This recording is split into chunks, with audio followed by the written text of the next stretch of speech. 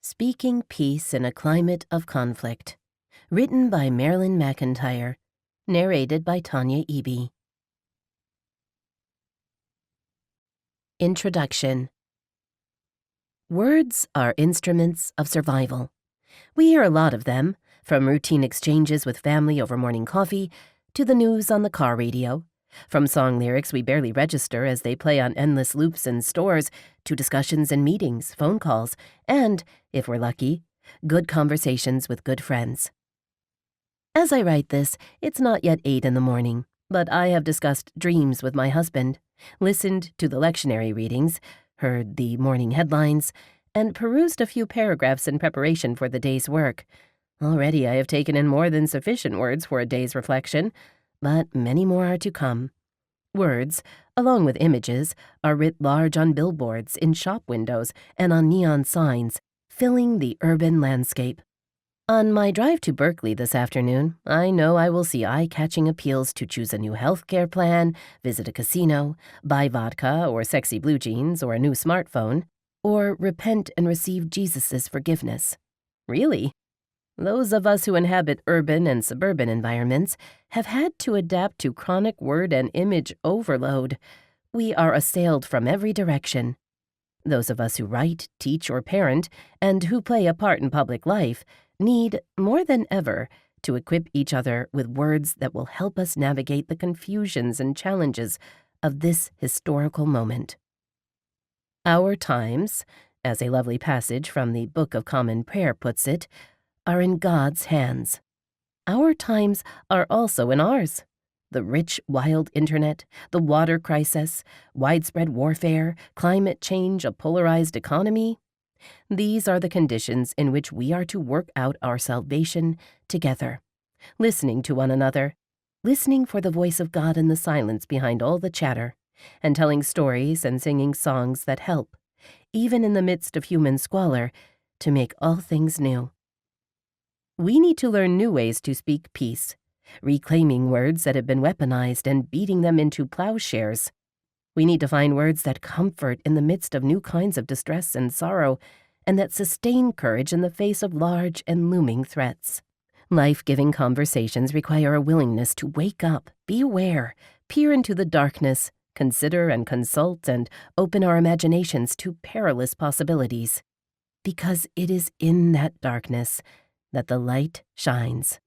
There where the Word, which was in the beginning, emerges from the deeps of cosmic silence and summons us to listen and learn so that we may hear the word given to each of us to embody and speak into the world while we are here. It is tempting, rather than accept that strenuous invitation, to take refuge in the diverting cacophony, letting idle words wash over us while we float in a river of sound. Conversation, which once meant walking with one another, has historically been the warp and woof of community life. It provides, to switch metaphors, rich soil where thought and feeling can take root and branch and blossom. It equips us to venture out from our circles of trust into the fog of word wars, prepared to speak peace, to practice nonviolent communication, to reclaim and sometimes proclaim words that sound a ring of truth that can be heard above the drone of incessant distractions. These days, it's a little harder to come by, the kind of conversation that does all those things. If we want to make space for it, we have to resist some powerfully erosive forces. In these pages, I offer reflections that have emerged from my own work with words as a reader and writer and teacher, but also from my growing concern about what is happening to words as more and more of them become contaminated and turn into triggers, as lies go unchallenged and honesty goes unrewarded, or is punished. I have tried to identify a number of strategies for maintaining clarity, integrity, and authenticity in the midst of the morass, drawing examples from contemporary writers and speakers, stewards of words, from whom we can all learn. It is a time to be, as they are, deft and strategic, subversive, surprising, amusing, able to offer the occasional shock of recognition that reminds and reawakens. I offer my reflections and gratitude to those who have helped me sustain my own efforts to speak and to live with integrity and hope. to be a better reader, writer, and participant in the long, often contentious conversation we've been called to. Let's start by considering how good stewards of language equip us to cope with a political discourse that consists largely of hyperbole, ad hominem attacks, spin, and sound bites. Increasingly over the past decade, accusations of lies, incompetence, bigotry, and corruption have filled airtime that could have been devoted to much-needed public education on urgent issues, fact-checked, focused implications made explicit. The airwaves are full of voices shouting at each other from opposite sides of a widening battlefield where arguments over climate change, trade agreements, gay marriage, abortion laws, health care, immigration, and what to do about poverty and homelessness are buried in rhetoric that oversimplifies and obscures what is really at stake. And the battle lines run right down the aisles of churches. Congregations split and splinter over how to worship, what the Bible really means, and what faith language to use. George Orwell famously claimed that one of the reasons writers write at all is to make a political statement, or perhaps to influence political life. It is, in fact, impossible not to write politically. Common discourse is charged with political associations that weight the words we use. Common words such as right or duty or threat or American or great, along with any ism you might think of, are difficult to disengage from the partisan contexts in which they're so loudly spoken. Speaking is not a politically or theologically neutral act any more than voting or buying, and the charge words carry is intensified in a climate of widespread verbal promiscuity and word wars.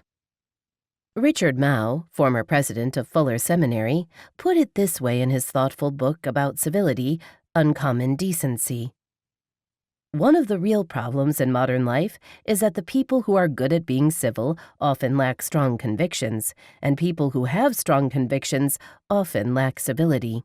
We need to find a way of combining a civil outlook with a passionate intensity about our convictions. The real challenge is to come up with a convicted civility. To speak or write with convicted civility is to speak out in ways that shock, disturb, and indict readers' complacencies without leaving those readers defensive, overwhelmed, or in despair about issues they feel powerless to address. How do we write so as to educate, encourage, and clarify? How do we craft sentences that survive and subvert organized confusion?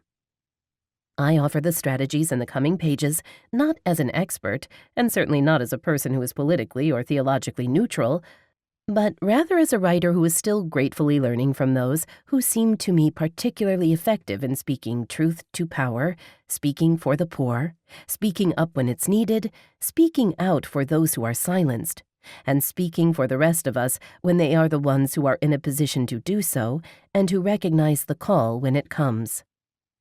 Sometimes we are the ones who are called. There are moments when we have to recognize that neutrality is complicity, and to enter the conversation with clarity, conviction, and a good op-ed piece. It's good, on the one hand, to avoid becoming a self-styled prophet. I'm aware of the temptation to think one has access to a God's-eye view. On the other hand, it's good to be alert to moments when our situation and gifts oblige us to enter public controversies in hope of offering a stay against confusion. The practices we're going to look at are those of writers who offer and model what we need now. Each of them has helped educate me and has informed my political, theological, and writerly sensibilities.